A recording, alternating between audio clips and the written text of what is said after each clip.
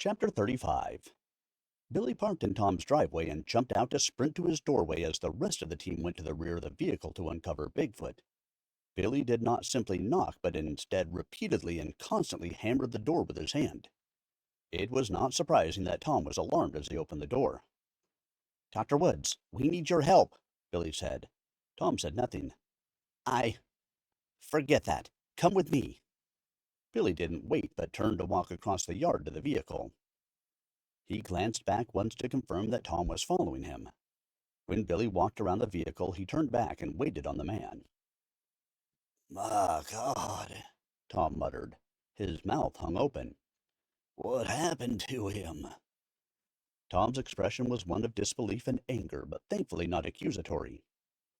"The National Guard shot him," Billy said. "Can you help?" Uh, I'll try, of course. How did you get him to the van? Did you carry him?" "No," Billy said. "So he can still walk?" "I'm doubtful at this point," Billy said. The Bigfoot was struggling to draw in air, and each time he did, they could hear a loud wheezing sound. A tremendous patch of drying blood caked his left side down over his hip. "I'll be back," Tom said, and this time he ran as fast as he was able to the house as he yelled for his wife. Soon they both returned carrying a gurney. Tom cradled a phone between his head and shoulder. "Please, this cannot get out," Billy said to Tom. "I'll explain." "Not to worry," Tom told him, sitting down the stretcher and covering the phone. "Somehow get him on the stretcher. Phyllis will show you where to go. Can you all carry him?" "I'm not sure. We'll try." By the time the group managed to get Bigfoot to the back of the house and into what looked like some sort of veterinarian operating room, Tom appeared again and began washing his hands. His wife had already begun as well.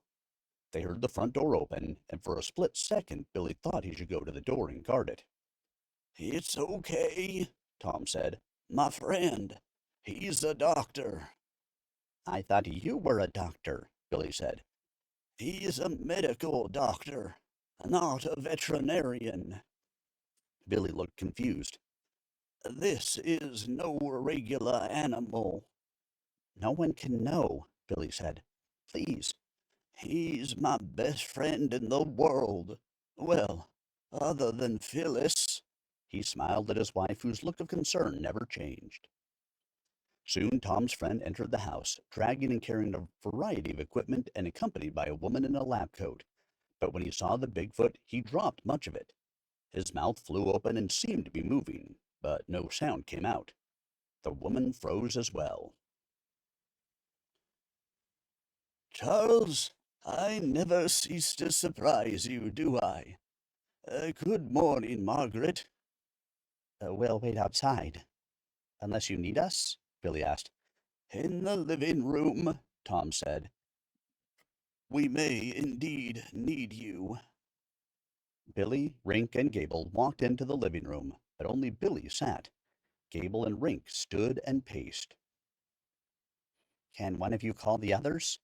See if they can get here without arousing suspicion," Billy asked Gable. Gable went onto the porch and paced while using the phone.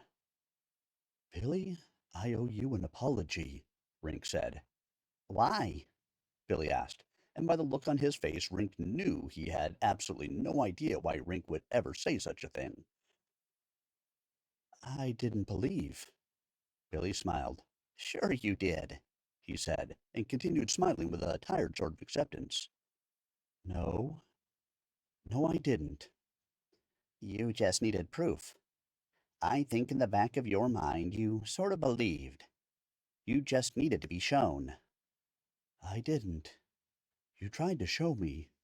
You tried to convince me. I still didn't believe." "Rink, listen to me.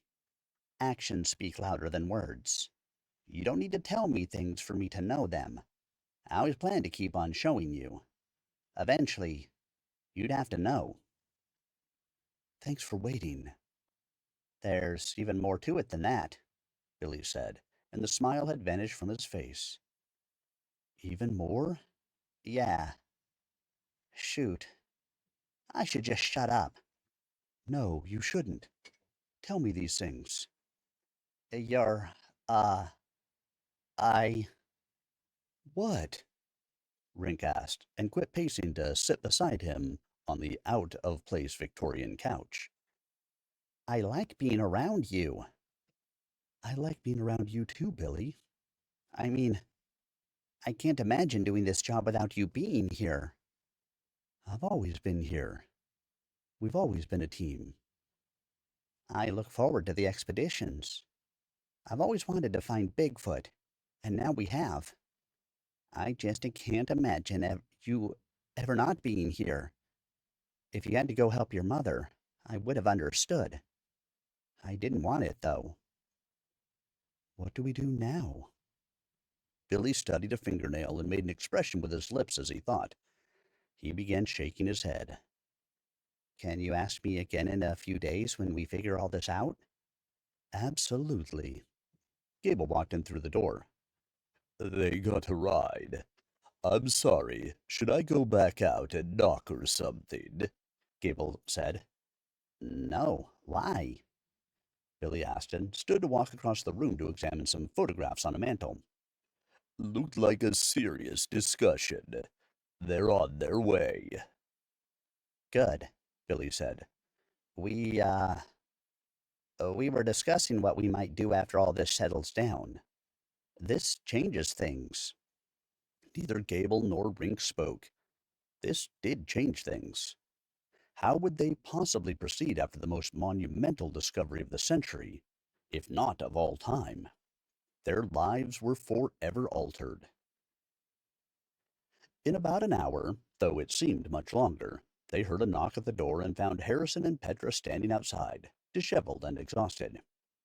Come in, Billy said. So, what's going on? Harrison asked. We're guessing surgery. Should I film, Billy? Petra asked.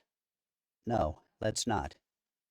Good, 'cause I don't think I should film anymore.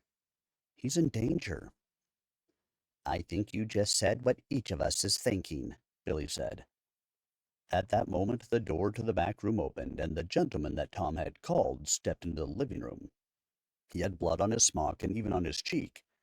They all looked at him and waited. Billy? Charles asked. Billy nodded. We need to take blood samples, quickly.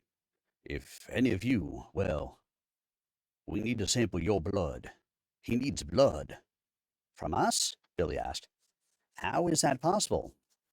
I'm thinking it will work. Maybe one of you is the right type. We aren't. But human blood? He's very close. Who's first? They entered the kitchen after being steered away from the bedroom where Bigfoot was resting comfortably, but not out of the woods by any stretch of the imagination. Pun not intended. One by one, samples were drawn from each of the team. The doctor was surprisingly fast, and within a few minutes he emerged once more. Mr. Marks, you're a close match. Good Lord, I thought it would be Robo, Gable said. Soon the experiment began. Bigfoot's life hung in the balance.